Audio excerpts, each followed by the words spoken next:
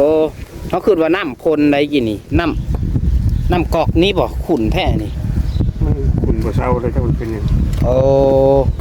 คือว่าตะกี้ใสอยู่ฮักก็เป็นบ่โยมเพิ่งเป็นโอ้สำนัก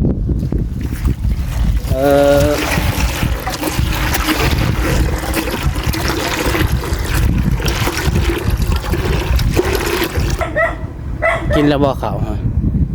เที่ยงบ่ข้าวเช้าข้าวเที่ยงยังกินแต่ข้าวเช้าได้ยังกินข้าวเช้าได้ปลาแดกจำปลาแดกเอาสั่งว่าแต่ผมมีของกินบ่มีเนื้อกินสาวไว้กินจ้ะสิสัวไก่กับยังลืม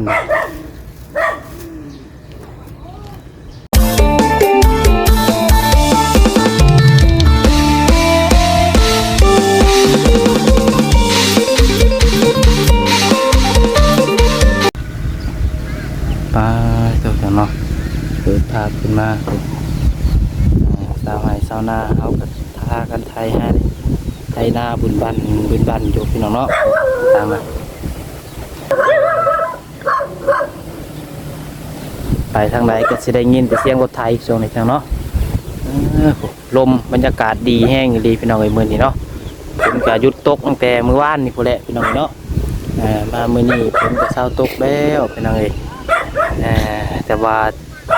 จากชีวิตดูบ่มื้อนี้พี่น้องเนาะมืดมาอีกแล้วพี่น้องเอ้ยมีผ่านมืดพ้นมากเนาะเอา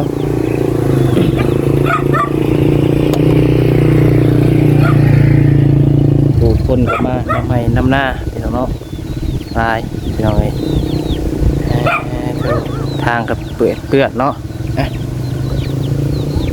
เดี๋ยวปีนมาทางพี่ก็ได้ปีนมาทาง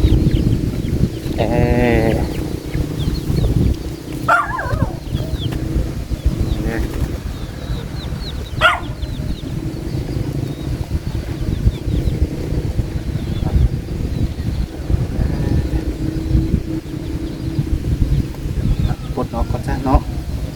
เอากราบทักทายสบายดีสวัสดีพ่อแม่พี่น้องสบายดีป้าลุงและFCกันเบิดสุขสุคนปัจจุบันสุบอนวาซิลฝั่งลาวฝั่งไทยหรือว่าอยู่ทางต่างประเทศพี่น้องเนาะกันยินดีต้อนรับเข้าสู่ช่อง YouTube น้องพัดไซชาแนลอีกแล้วพี่น้องเนาะโดยพี่น้องพบพอกันกับน้องพัดไซที่มื้อนี้เนาะเริ่มต้นวันใหม่พี่น้องมือใหม่เนาะ หลังจากที่ว่ามื้อวานนี้ฝนตกเบิดมือเบิดเว้นพี่น้องเนาะทางน้องพัดไซก็เป็นพัดไซบ่ได้แหละพี่น้องวานนี้เนาะจนมันหยุดช่วงแรงพี่น้องจังเข้ามาทางบ้านเงื่อนในอาบแต่น้องพัดไซกำพอเทือนพี่น้องวานนี้เนาะตกไม่อีกพี่น้องจนค่ำวานนี้เนาะเอาพี่น้องมื้อนี้ทางน้องพัดไซก็ได้เดินทางเข้ามาทางบ้านเพื่อนของลูกงานที่เก่าเนาะพี่น้องแต่ว่าอย่างใดทางต่างเฮาเนาะคือยังบ่ได้มาเฮ็ดเวียกเฮ็ดงานบ่พี่น้องมื้อนี้ก็ได้เนาะโอ้โหว่าเป็นย้อนยางพี่น้องเนาะเพราะว่าเพิ่นก็หยุดตั้งแต่มื้อวานนี้นี่ฝนตกพี่น้องเนาะวานชาเพิ่นบ่ได้มาเฮ็ดแต่ว่ามื้อนี้นี่บ่ฮู้ว่าเป็นหยังเพิ่นคือบ่มาพี่น้องเนาะเพื่อเพิ่นย้านฝนตกอีกบ่พี่น้องเนาะเดี๋ยวเขาไปถามทางงานเพิ่นว่าเพิ่นฮู้หรือบ่พี่น้องเนาะว่าสร้างยังบ่มาพี่น้องเนาะน้องบ่ใส่ก็ที่แรกว่าสิบ่ได้เข้ามาเลยพี่น้องเอ้ยเนาะเพราะว่าตื่นนอนมาเมื่อเช้านี้ครับเมื่อยพี่น้องเนาะเป็นเมื่อยแบบลุกแต่บอนจนสิบ่ได้พี่น้องเอ้ยพอดีลุกขึ้นไปปั่นเครื่องนี่ก็ยังย่างก็ไปก็มากก็แม่นเป็นวินพี่น้องเนาะ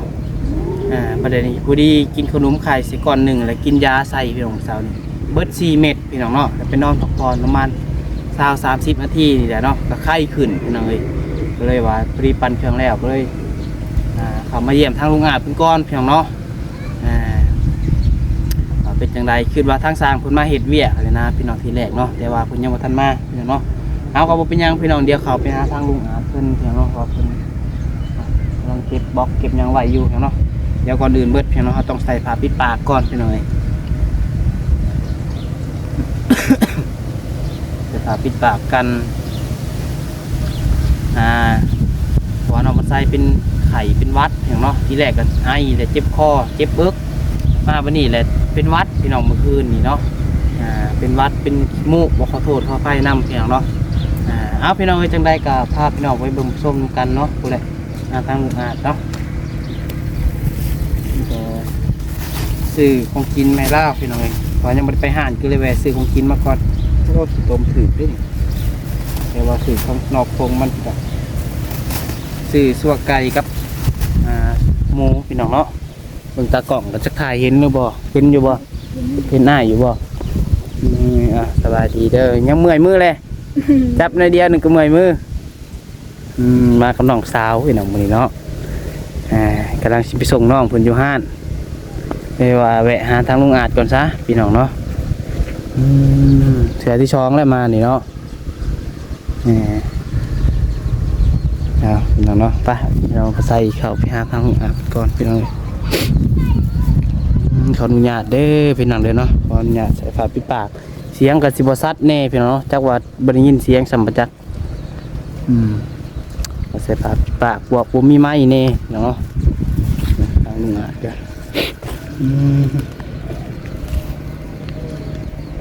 เป็นเป่งน้ำออกว่านี่น้ำท่วมเบิดพี่น้องเนาะจนท่วมฮอดเช้าเลยวันมามื้อนี้ก็ไข้ขึ้นแน่พี่น้องเนาะเป็นเป่งออกเมืองทรายเฮาก็ได้พี่น้องเนาะปานมันแห้งก็ยังเหลือน้อยเดียวพี่น้องเนาะ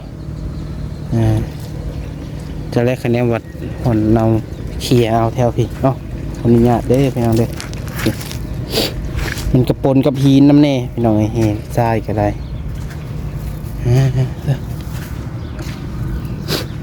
ทางลุงอาจเพื่อนกำลังล้างมือล้างตีนพี่น้องเลย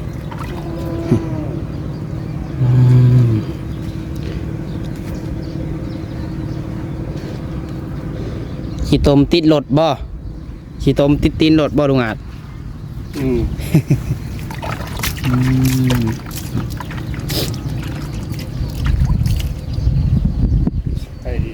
โดยสบายดี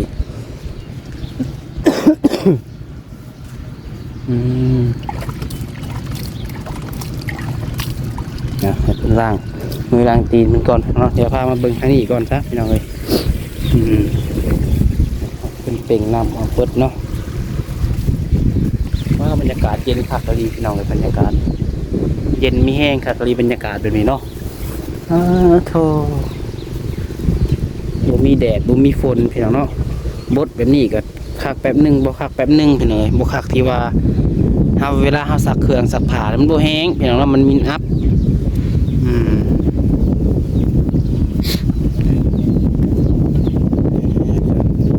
ที่ดูพี่น้องส่วนหัวตากขึ้นนี่เนาะพี่น้องเนาะตากขึ้นให้มันมานำนี่ไว้เลยสร้างเพิ่นบ่มาเฮ็ดแล้วบ่จุดดำหน้าแล้วบ่เนาะ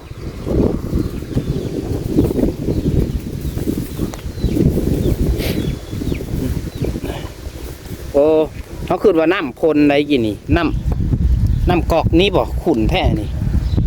ขุ่นบ่เศร้าเลยถ้ามันเป็นอย่างโอ้คือว่าตะกี้ใสอยู่ฮักก็เป็นบ่โยมแล้วมันเป็นโอ้สำน้ำนองเนาะน้ำไหหน้ายังใสกว่าพี่น้องเลยมันเป็นนี่แต่โดนแล้วบ่ลุงอาจโอ้ส่องฝนตกใหม่ๆแต่เป็นมาเลย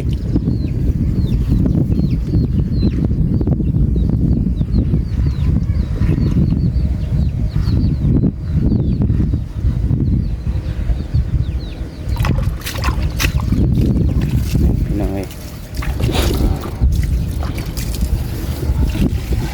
มันจะขุ่นเบียกใส่เนาะเป็นคือคล้ายๆน้ำนองเลยนะ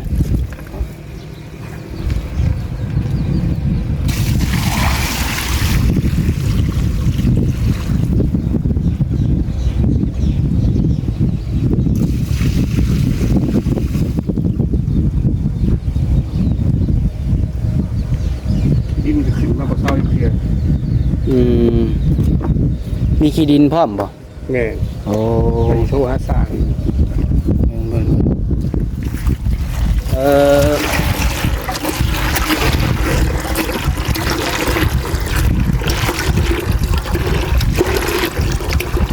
ดี๋ยวมีเลยพี่น้องเนาะ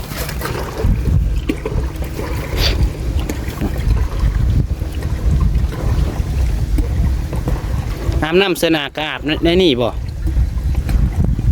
อันนี้แหละ มันขุ่นแบบนี้มันก็บ่อยากคักมันได้เนาะ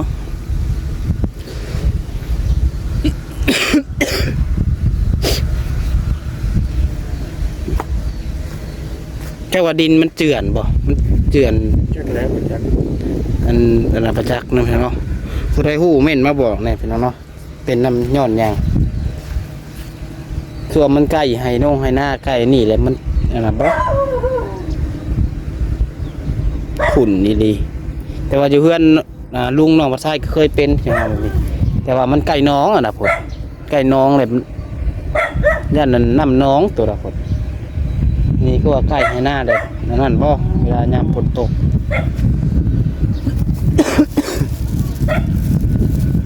เป็นอะไรลุงอ่ะสร้างเพิ่นบ่ได้มาเฮ็ดบ่มื้อนี้ บ่ เออฮู้อยู่ว่าเป็นหยังเพิ่นคือบ่มา จักแล้วบ่หมดแล้ว ยันเพิ่นนั่นบอกเดี๋ยวเพิ่นมาบอกโทรมาบอก นั่นแหละเขาก็บ่บอกแล้ว อืม เรื่องงานเขาน่ะมาแล้ว เออกินแล้วบ่ข้าวฮะ เที่ยงบ่ ข้าวเช้าข้าวเที่ยง เขาเที่ยงยัง กินแต่ข้าวเช้า กินข้าวเช้า ได้ยังกินข้าวเช้า ได้ปลาแดก ปลาแดก จำปลาแดก เอ้าสั่งว่าแต่บ่มีของกินบ่ มีแนวกิน อืมเอาสาวไว้กินจ้ะสิสัวไก่กับอหยังลืมทางเอื้อยเจ้าบ่อยู่ว่าทางแม่บ่คำ จะไปเถอะ มีแนวกินที่จำปลาแดก จำปลาแดกกับมะกระถิน แม่ในมะกะทินได้นี่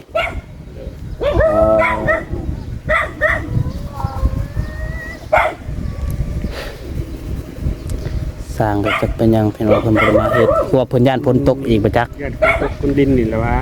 บ่มา ด้วยมือที่สองได้นี่ที่เพิ่นหยุดเนาะวานนี้ก็หยุดฝนตกพี่น้องพ่อวานนี้เบิดมื้อ ถูกเปิดเปิดคืน อืม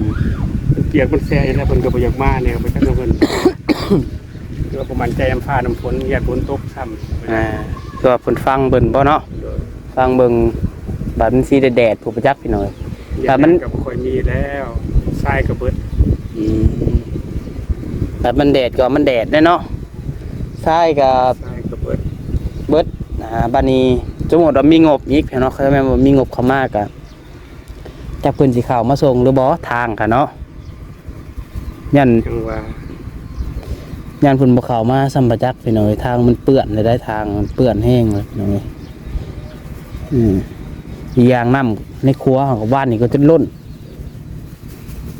ครัวย่านเพุ่นบ่กล้ามาดอกย่านดินมันเจือนในครัวก็ได้อันนี้ว่าสมมุติว่ามีงบมันซื้อทรายพี่น้องเนาะพยายามว่ามีงบเข้ามาแต่เพิ่นทรายเพิ่นมาส่งให้ใครอยู่คะแนนเพิ่นบ่มาส่งก็ย่านชายเบิดก็คือสิได้หยุดไปยัก มันก็เฮ็ดต่อบ่ได้พี่น้องจากแรกไปซื้ออันใส่กระสอบมาเนาะซื้อใส่กระสอบก็คือเก่าบ่มีรถใส่มาคือเก่ารถเบานิ้วปาดมันแดดพอแล้วเนาะมันเพิ่นสิมาส่งพี่น้องทางมันแห้ง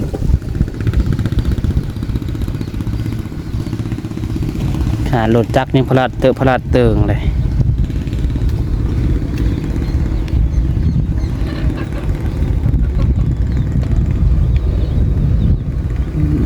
นี่เลยเนาะใส่ก็สบายๆอันนี้ครับ บ่มันคือเก่ายังบ่ไข้กินยาแหละไข้เมื่อคืนนี่กินยาบ่ทันกันแหละเมื่อย ตื่นเช้ามา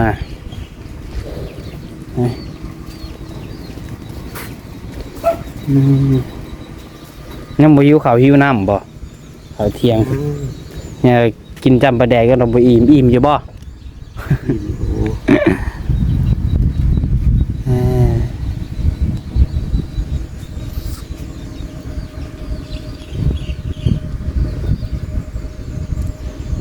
พาเห็ดขันนะแบบพากระแตขันนะคือเอามาบังมาบังฝ่าบางคน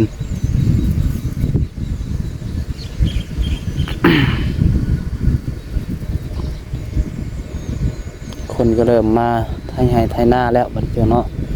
เตรียมดำก็ดำแล้วเตรียมดำเตรียมยังแหละพี่น้องเลยลูกกาก็ลูกกาแล้ว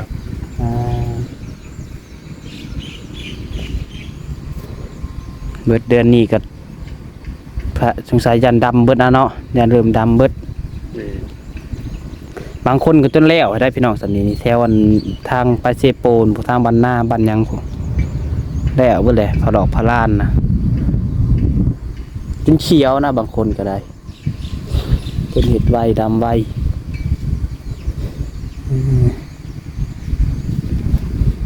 ดินบรยุบลงบ่อลุงอาดินมันนี่จังหวะมันยุบดีกว่าดินทมใหม่แต่ว่าไปยังดอกมันดินไถนาเนี่ยนี่สิบรูปบันไดเอาบริทมขึ้นสูงเนาะ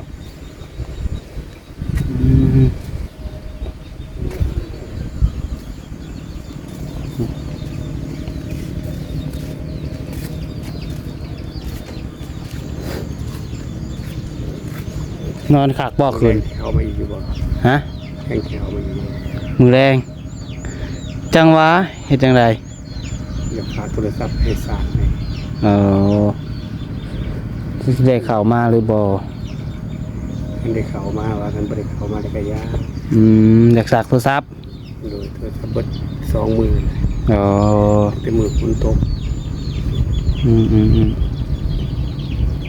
ฝนตกแล้วมันสาบก็ได้มืดขึ้นเนาะก็เอามาแล้วเสียงไปสากให้เดี๋ยวเขามาเพิ่งแรงกันไปเขามาให้บ่ยากหรอกมันก็บ่ได้ไกลปานใดทางผ่านอยู่บ่ไกลเด้อโดยบ่เป็นหยังอันใดเสียใดก็ซอยจะเอาขึ้นมาแล้วแหละเดี๋ยวจอยเฮาเมื่อสากให้อยากเบิ่งและอยากลิ้นอยากเบิ่งอยากติดตามเบิ่งหันเบิ่งนี่ของเคยลิ้นเนาะอยู่บ่ได้เนาะอยู่ได้ก็มันแบบอันนั้นนะพี่น้อยคือน้องบ่ใช้คือการปกติดอกแฮงบ่ดินโทรศัพท์นี่เอาตามตรงว่าได้อยู่บ่ได้น้องบ่ใช้นี่ขาดในหนึ่งก็บ่ได้ขาดโทรศัพท์นี่คือว่าใจสิขาดโลดคันว่าขาดโทรศัพท์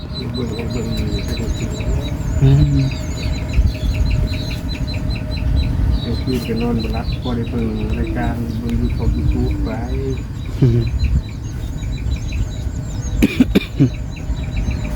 บ่ได้ฟังฟังเพลงบ่ได้เบิ่งหนังดอกพี่น้องเอ้ยเบิ่ง YouTube เบิ่ง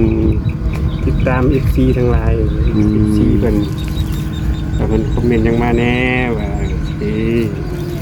ว่าเฮาเฮ็ดดีบ่มื้อนี้หรือว่าเฮาเว้าดีทำดีคื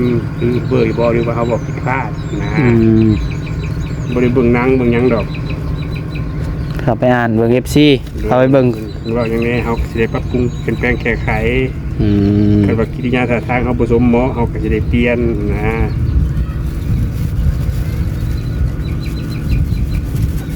ติดตามตัวเองตามผลงานตัวเองแหละว่าพี่น้องเพิ่นให้ความสนใจบ่เพิ่นติดนินทาบ่ติดนินทามาเฮาก็เก็บมาเป็นบทเรียนเฮาก็เปลี่ยนแปลงบ่แม่นว่าเบิ่งเครียดแค้นบ่แม่นจังซั่นเบิ่งแล้วมาปรับปรุงเนาะปรับปรุงเปลี่ยนแปลงดีแล้วอันคิดแน่นั้นก็เบิ่งให้กำลังใจยูทูบเบอร์ทานที่เขามาหาเฮาเนาะเฮาก็ตามเพิ่นกดไลค์กดแชร์ให้เพิ่นกดไลค์กดหยังให้เพิ่นอันใดที่เพิ่นว่าถูกก็เฮากลับมาเปลี่ยนแปลงเนาะอันใดที่เฮาเฮ็ดมันบ่ถูกบ่ต้องก็ตอนรับยูทูบเบอร์มื้อนี้เป็นจังได๋แน่ผลงานเฮาเป็นจังได๋แน่เฮาเฮ็ดดีบ่หรือว่าบ่ดีเฮาก็บ เบิ่งเพิ่นตำหนิมาเฮาก็มาเปลี่ยนแปลงบ่ได้เครียดบ่ได้แค้นดอก FC คอมเมนต์มาก็บ่ได้เครียดบ่ได้แค้นบ่ได้เรื่องดอก โดย แต่มันอะไรมันดีเฮาก็ดีใจอะไรมันบ่ดีเฮาก็เปลี่ยนแปลงยอมรับความผิดเพี้ยนเพราะว่าเฮามาอยู่จุดนี้ได้ก็ย้อน FC ย้อนยูทูบเบอร์ทุกท่านให้โอกาสเฮา โดย เฮาก็จะตอบแทนเดียวกันตามเพิ่นกดไลค์ให้เพิ่นจังซี่นะนั่นเนาะ โดย เพิ่งพอประมาณ8:00 น 9:00 นก็นอนแล้ว เป็นดีหลายเนาะโอเคผมเป็นยังมากเสียเอามาสากให้ดอกคันว่าน้องคนไทยบ่สบายก็เอามื้ออื่นเข้าก็ได้คันว่ามาบ่ไหวก็บ่มาก็ได้กับเราเดี๋ยวก็บ่ต้องมาโดยแค่ว่าค่าเวียกขนาดนั้นนี่เนาะโดยเอาไว้มื้ออื่นมื้อเช้าก็ได้บ่ย่านเอาไปขายบ่โอ้ยขายโลออกปานนี้เลยขายแล้วคนเฮานี่คันถามว่าบ่เชื่อใจกันบ่เชื่อใจกันนี่ ก็คือสิบ่คบกันมา2-3 เดือนดอกบ่ใช่โดยหากก็เดือนปลายนี่ได้ยังบ่ฮอด2 เดือนเจ้ามาอยู่นี่หากก็เดือนปลาย1เริ่มอันนี้นี่วันที่7เฮ็ดวันที่7เริ่มซุมานี่วันที่10ปลายบ่เพิ่นเริ่มเป็นเดือนให้เจ้านี่ก็ยังบ่ครบฮอบเดือน1ซ้ํบ่จักเดือนนึงนี่ก็ เอาซะมีแต่ว่าประมาณนี้แหละพี่น้องเนาะทางเพิ่นยังบ่ทันได้มาเฮ็ดเนาะแต่ว่าเสียเมื่อสร้างให้ก่อนเดี๋ยวเสียมาให้แน่ว่าฝนบ่ตกถ้าฝนตกคนลิ้นก็บ่ต้องโดยแค่ว่าฝนบ่ตกคือว่าไข่บ่ขึ้นแห้งคันว่ามาไว้ก็มาคันว่าบ่ไว้ก็โดยโอเคคันไข่ขึ้นแห้งมาบ่ได้ก็บ่ได้มาเด้พี่น้องเนาะโอเคซะเฮากลับก่อนบัดนี้ภาษาก็มีบ่อ๋อโอเคซะขอบใจเด้อที่ไปเวียนมาเยี่ยมมาย่างผู้ทีมบ่ฟ้ามาซุมื้อซุเว้นเนาะโดยขอให้เจริญหน้าที่การงานขอให้สุขภาพร่างกายแข็งแรงจากโรคภัยให้หายจากไข้ก็ได้โดยอยากหาอยู่นี่จะไปเวียกทางไกลก็ไปบ่ได้พี่น้องเนาะไปทางใดก็ไปบ่ได้พี่น้องเอ้ยอยากเศร้าไว้ระบาดอีกแล้วประมาณฮะโควิดกลับมาระบาดอีกแล้วบ่ฮู้คือกันไปกวดอยู่บ่โควิดบ่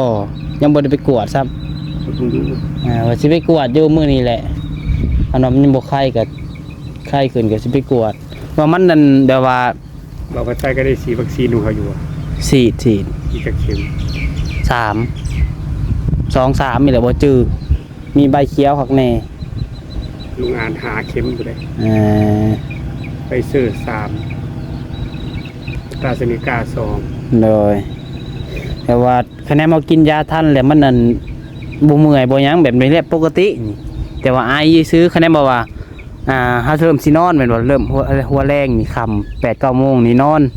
กินยาแล้วเลยนอนตื่นเช้ามาเลยมันกินยาบ่ทันก็เลยเมื่อยอีกบัดนี้มันต้องได้ลุกกินยาประมาณ 12 โมงแหละ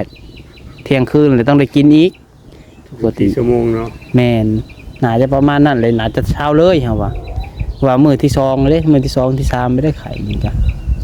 ยังกินยาทันกันก็บ่ได้เมื่อยปานใดไปหันไปนี่ก็ได้อยู่เอาไปเดี๋ยวเฮากลับก่อนไปทุ่งนาเด้อโดยอยู่ดีมีแฮงสู้ๆต่อไประวังในเด้อต้องบ่ใส่เด้อโดยบ่เป็นหยังก็บ่ค่อยดีเนาะโดยโอเคพี่น้องเนาะไปพี่น้องเอ้ยเนี่ยน้องสาวเพิ่นหิวข้าวแน่พี่น้องเอ้ยฟอร์มนี่ก็สวยเลย10 โมง 11 โมงแล้วพี่น้องเนาะ